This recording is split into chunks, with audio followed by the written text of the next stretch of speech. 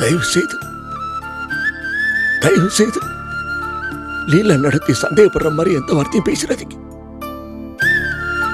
அந்த வேதனை எனக்கு கொடுத்துறாதீங்க. நல்லா பேசுறீங்க மாமா. எனக்கும் அந்த மாதிரிலாம் இருக்கணும்னு ஆசைதான். ஆனா செல்வம் வீட்டுக்கு வந்தது உண்மையா இல்லையான்னு உங்க பொண்ணு ஏன் மேல சத்தியம். வேணாம் வேணாம். உங்க தலையிலயோ இல்ல குழந்தைங்க தலையிலயோ அடிச்சு சத்தியம் பண்ணி சொல்லுவாளா? சொல்லுங்க மாமா. என்ன பேச்சு மாப்பிள்ளை இது?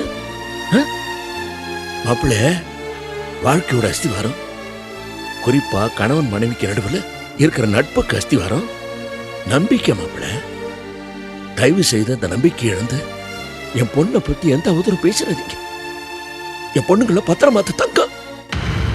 பாவம் மாமா, நீங்க உங்களை நினைக்கும் போது எனக்கே பரிதாபமா இருக்கு. நீங்க வச்சிருக்கிறது மூட நம்பிக்கை. அந்த மாதிரிலாம் என்னால இருக்க முடியாது. நான் ஒன்னும் ஏமாளி இல்ல. என் பொண்ணு பத்திரமாத்தாங்கன்னு தலைமையில தூக்கி வச்சுட்டு ஆடுறீங்களே. உங்களுக்கு ஒரு விஷயம் தெரியுமா? என்ன விஷயம்? கொஞ்சம் இருமா. என்ன மாப்பிள்ள? முதல்ல இங்கிருந்து கிளம்புங்கப்பா. இந்தாங்க, முதல்ல கிளம்புங்க. இருமா, என்னமா சொல்லிட்டு இருக்காரு? உங்க வயசுக்கு தகுதிக்கு இந்த மாதிரி மனுஷனோட பேசவே கூடாதுப்பா. இவரோட பேச்சு மூச்சு இவர் மேல படுற காத்து கூட விஷம்தாப்பா. உங்களுக்கு இவர் கூட என்ன பேச்சு? நீங்க கிளம்புங்க. அது என்ன சொல்ல வராரு? போங்கப்பா. இந்த மனுஷன் வாயை திறந்தாலே நஞ்சு கக்குற பாம்பு மாதிரி. இவர் கூட எதுக்குப்பா பேசிட்டு இருக்கீங்க? நீங்க கிளம்புங்க. ஏய், என்னடி நீ ஏன் இவ்வளவு இரிச்ச பாரு? அவர் சொல்றத கேப்ப. என்னாச்சு? நீங்க கிளம்புங்கப்பா. அட இருமா, அவர் ஏதோ சொல்ல வராரு. உங்களுக்கு அவரை பத்தி தெரியாதுப்பா. பைத்தியக்காரத்தனமா ஏதோ உளறிட்டு இருப்பாரு. இல்லம்மா, முக்கியமா ஏதோ. முதல்ல கிளம்புங்கப்பா. போங்க போங்கப்பா. போங்கப்பா.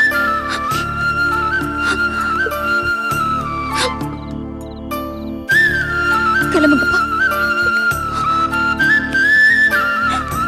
போங்கப்பா.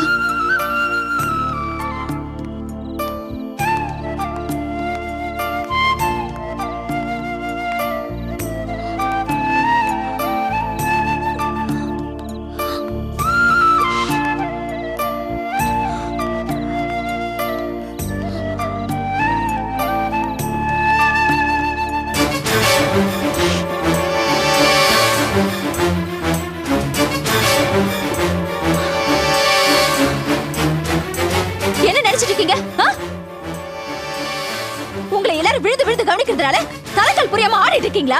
எக்கடினாலும் கேட்டு போயாரு தூக்கி போட்டு போயிட்டே இருப்பேன். ஏய், நிறுத்துடி. ஒரு அப்பாவி மனுஷனை 5 பொண்ணுங்களுமா சேர்ந்து ஏமாத்தி இருக்கீங்க. இத்தனை வருஷமா வளர்த்தனவரையே ஏமாத்தும் பொழுது என்ன 2 வருஷமா எப்படியெல்லாம் ஏமாத்தி இருப்ப? அடச்சி, ரொம்ப பேசாதீங்க. நாக்கு இழுத்துக்க போகுது. வீட்ல அங்கங்க லெட்டர் எழுதி வச்சிருக்கேன்னு சொன்னேன்ல, நானே அதுல இருந்து ஒரு லெட்டர் எடுத்துட்டு போலீஸ் ஸ்டேஷனுக்கு நேரா போயிடுவேன். அப்புறம் என்ன நடக்கும் தெரியும்ல? உடம்புல இருக்கிற எந்த உறுப்பும் அசையாம போயிடும். யார் மேல வேணாலும் இறக்கப்படலாங்க, ஆனா உங்க மேல மட்டும் இறக்கப்படவே கூடாது. போதும்டா சாமி, போதும். போடி போ. இந்த நிலைமையில இருக்கிறதுனால தானே இப்படி எல்லாம் பேசிட்டு போற. நான் நல்லா இருந்தா இப்படி எல்லாம் பேசுவியா?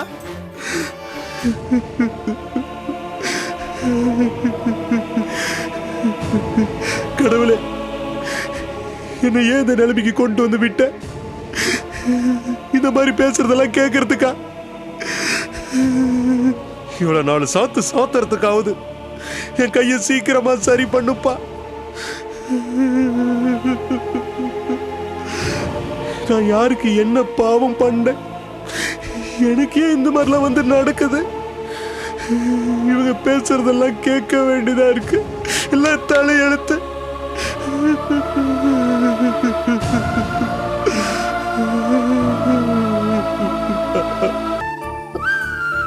அக்கா, லீலாக்காவை நினைச்சா ரொம்ப பாவமா இருக்குக்கா. இவ்ளோ கஷ்டத்தை எப்படிதான் தாங்கிக்குதோ. ரவி மாமாக்கு கையும் காலும் இப்படி ஆனதுக்கு அப்புறமாவது அவர் மனசு மாறி இருக்கணும். அப்பா இதை நினைச்சு எவ்வளவு கஷ்டப்படுறாரு. அப்பாவை பார்க்கும்போது எனக்கு அழுகழுகியா வருதுக்கா. பவானி, நீ வேற பேசி மனசை சங்கடப்படுத்தாத. எல்லாம் எல்லார் வாழ்க்கையில் நடக்கிறது சகஜம்தான். இது பாரு பவானி, அழறது, கஷ்டப்படுறது, வேதனைப்படுறது இதெல்லாம் எங்களோட போட்டோம். நீ போய் படு போ. அப்பாவை இன்னும் காணுமேக்கா. தானோ, கார்மெண்ட்ஸுக்கு மாமா ஃபோன் பண்ணாரு. ரவியை டிஸ்சார்ஜ் பண்ணி வீட்டில் விட்டு வந்துடுறேன்னாரு. ஆனா இவ்வளவு நேரத்துக்கு வந்திருக்கணுமே, இன்னும் ஆளை காணும். ஒருவேளை சரோ வீட்டுக்கு போயிருப்பாரோ என்னமோ. இல்ல, அங்கெல்லாம் போயிருக்க மாட்டாரு. சரி, நீங்களாம் இருங்க, நான் போய் பார்த்துட்டு வந்துடுறேன். சரியா?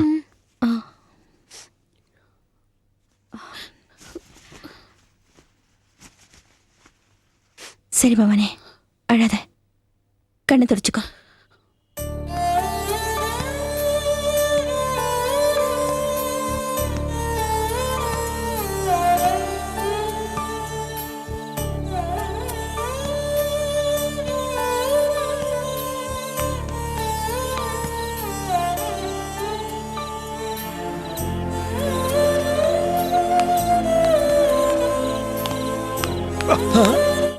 மெதுவாங்க, வலிக்கிருச்சா? உட்காருங்க. பார்த்து வரக்கூடாது, காலில் அடிபட்டுச்சா? ஒன்றும் இல்லை, செருப்பு தடுமாறிடுச்சு. ஆஹா, பார்த்தீங்களா? தடுமாறினது நான், ஆனால் என் வாயிலேருந்து வந்த வார்த்தைகள் செருப்பு தடுமாறிடுச்சான். நாம் வழக்கம் அப்படி தானே சொல்கிறோம். தவறி போய் முள்ளு மேலே காலை வைப்போம், அப்புறம் முள்ளு குத்திருச்சுன்னு முள்ளு மேலே பழிய போடுவோம். தான் உலக வழக்கம். என்ன ஏதோ வருத்தமாக இருக்கிற மாதிரி இருக்கு? ஏன் அப்படி கேட்டீங்க? ஒன்றும் இல்லை, முகத்தில் ஏதோ வாட்டம் தெரியுதே. வருத்தம்தான். ஏங்க சிரிக்கிறீங்க? ஒன்றும் இல்லை, அங்கே விளையாடிட்டு இருக்க சிறுசுங்க, அவங்களுக்கு கவலையே இல்லைன்னு நான் நினைக்கிறீங்க. குழந்தைங்களுக்கு எதுங்க கவலை? எனக்கே அப்பப்போ தோணுது, குழந்தையாகவே இருந்திருக்கலாமோன்னு. ஒரு கவலையும் இல்லாமல் நிம்மதியாக விளையாடிக்கிட்டே இருக்கலாம். அப்போது குழந்தைங்களுக்கு கவலையே இல்லைங்கிறீங்களா? குழந்தைங்களுக்கு எதுங்க கவலை? எனக்கும் உங்களுக்கும் இருக்கிற கவலையை விட அவங்களுக்குத்தான் கவலையே ஜாஸ்தி. கொஞ்சம் யோசிச்சு பாருங்க.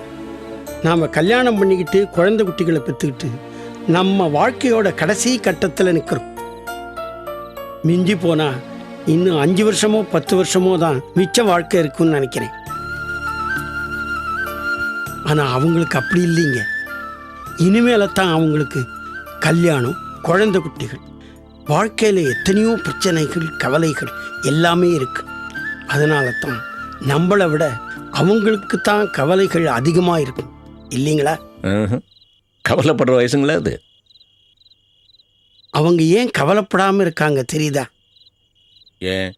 அவங்க சந்தோஷத்தை பற்றி மட்டுமே நினைக்கிறாங்க. ஆனால் நாம் கவலையை பற்றி மட்டுமே நினைக்கிறோம். நாமும் அவங்கள மாதிரி கவலையை மறந்துட்டு சந்தோஷத்தை பற்றி மட்டும் நினச்சிக்கிட்டு இருந்தோம்னா நாமளும் அவங்களும் ஒன்றாயிடுவோம். நீங்கள் என்ன மாதிரி 5 பொட்டை பிள்ளைங்களை பெற்றிருந்தீங்கன்னா இந்த மாதிரி பேச மாட்டீங்க. உங்களுக்கு எத்தனை பிள்ளைங்க ஐயா? 7. 7மே பொட்டை பிள்ளைங்க. என் பேர் தான் கிருஷ்ணமூர்த்தி. எனக்கு குசேலன்னு பேர் வச்சிருக்கணும். நான் நவீன குசேலன். ஏதோ நிலபுலன் வீடுன்னு இருந்ததுனால விளையாட்டு போல் வரிசையாக குழந்தைங்க. வீட்டில் பசுக்கள் இருந்தால் ஐஸ்வர்யம்னு சொல்லுவாங்க. நான் பொன் குழந்தைங்களையும் அது மாதிரி தான் நினச்சேன். 3 பொண்ணுக்கு கல்யாணத்தை முடிச்சிட்டேன். அப்புறம் கணக்கு பார்த்தா வீடு தான் மிச்சம். பொண்டாட்டியும் மீதி இருக்கிற 4 பொண்ணுங்களையும் அழைச்சிக்கிட்டு மெட்ராஸுக்கு வந்தேன். ஆவடியில் ஒரு வீடு பார்த்தேன். இத்தினூண்டு வீடு தான். அங்கிருந்து கிண்டிக்கு தினமும் வேலைக்கு போவேன். 3 வருஷம். காத்தால 4 மணிக்கு எழுந்திருப்பேன். கிண்டிக்கு போய் வேலையை முடிச்சிட்டு ராத்திரி 10 மணிக்கு தான் வீட்டுக்கு வருவேன். ஆமாம், பாக்கி 4 பிள்ளைங்க கல்யாணம்? ஏற்கனவே 3 பொண்ணுங்களுக்கு கல்யாணத்தை முடிச்சிட்டேன். இங்கே வந்தும் ஒரு பொண்ணுக்கு கல்யாணத்தை முடிச்சிட்டேன். இவங்க 4 பேருக்கும் பிரச்சனைகள் இல்லைன்னு நான் நினைக்கிறீங்க? பிரச்சனைகள் இருக்கத்தான் செய்யுது. அவங்க பிரச்சனையை எடுத்து எந்த அலையில் போட்டுக்கிட்டா அப்புறம் மீதி இருக்கிற 3 குழந்தைகளுக்கு யார் கல்யாணம் செய்யறது? ஐயா, இந்த கட்டி கொடுத்த 4 பொண்ணுங்களோட வாழ்க்கையோட பிரச்சனையை உங்களால் எப்படி மறக்க முடியுது?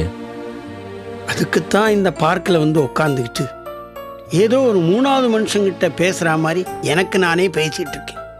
மொத்தமாக பார்க்க போனால் என் மனசாட்சியோடு நான் பேசிக்கிட்டே ஒரு தெளிவை ஏற்படுத்திக்கிறேன்.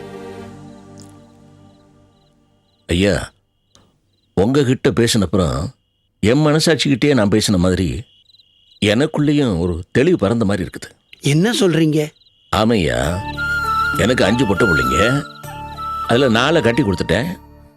அதில் 2 பொண்ணுங்க வாழ்க்கையில் தான் பிரச்சனை. அதை நினைச்சே நான் இங்கே இடிஞ்சு போய் உட்காந்துருக்கிறேன். நீங்கள் வந்து 4 பிள்ளைங்க வாழ்க்கையிலையும் பிரச்சனை, பாக்கி 3 பிள்ளைங்களை கட்டி வேற கொடுக்கணும்னு சொல்கிறீங்க. இத்தனையும் மறந்துட்டு தைரியமாக வாழ்ந்துக்கிட்டு இருக்கிறீங்க. உங்களை பார்த்துல நான் கற்றுக்கணும். உங்களை பார்த்து பேசினப்புறம் எனக்கே ஒரு புது தெம்பு வந்திருக்குதியா. ஆண்டவனை பார்த்தீங்களா, சரியான நேரத்தில் உங்களை முன்னால் கொண்டாந்து நிறுத்தியிருக்கிறான். உங்களோட பேசினதை பற்றி எனக்கு ரொம்ப சந்தோஷம். நான் வர்றியா? போயிட்டு வாங்க. என்னங்க, இந்த கஞ்சியை குடிச்சிட்டு மாத்திரை சாப்பிடுங்க. எனக்கு பசி இல்லை. இங்க பாருங்க, இப்படி படுத்துட்டே இருந்தா உங்களுக்கு அப்படித்தான் தோணும். அதுக்காக சாப்பிடாம இருக்க முடியுமா? என் மேல சாஞ்சுக்கோங்க. மாத்திரை மருந்து சாப்பிடறதுக்காவது நீங்க இந்த கஞ்சி குடிச்சே ஆகணும். இந்தாங்க, குடிங்க. என்னங்க, கஞ்சியை குடிக்காம என்னையே பார்த்துட்டு இருக்கீங்க? என்கிட்ட நீ இப்ப எப்படி பேசுற? எவ்வளவு பிரியமா பாசமா பேசுறல்ல, இதே மாதிரி தான் எப்பவும் நீ என்கிட்ட பேசணும்னு நான் நினைப்பேன், தெரியுமா?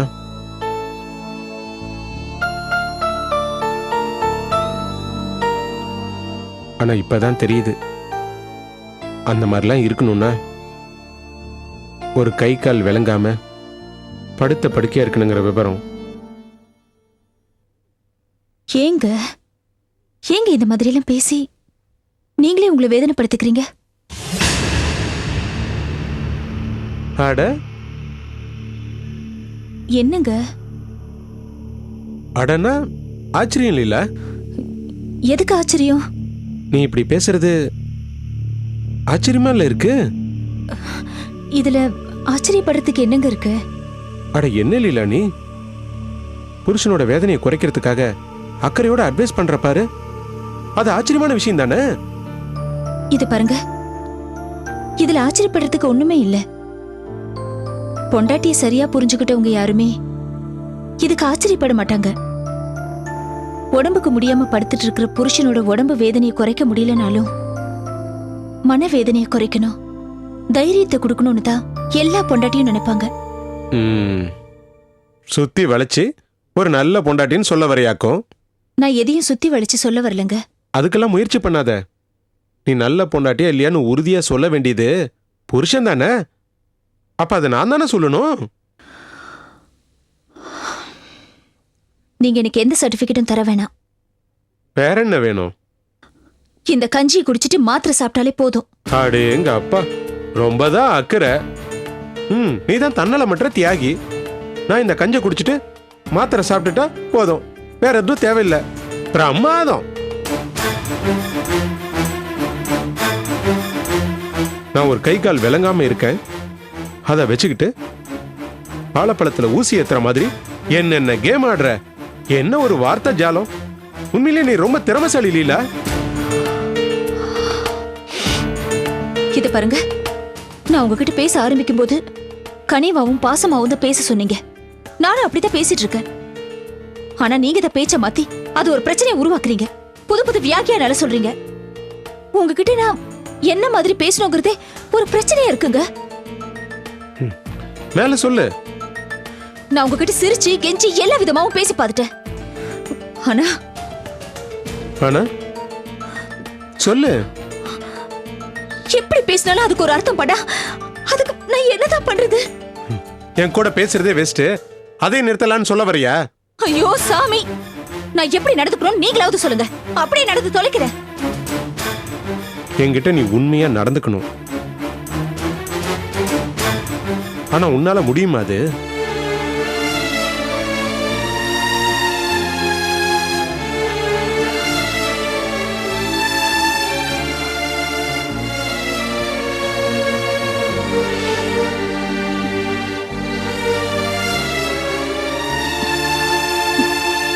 முதல்ல இந்த கஞ்சியை குடிங்க.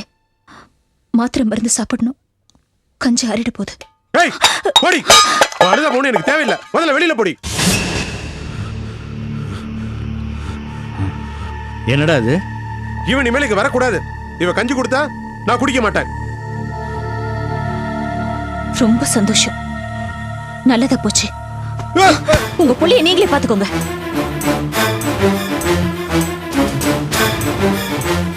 இந்த நிலைமையில ஏன்டா இப்படி பண்ற?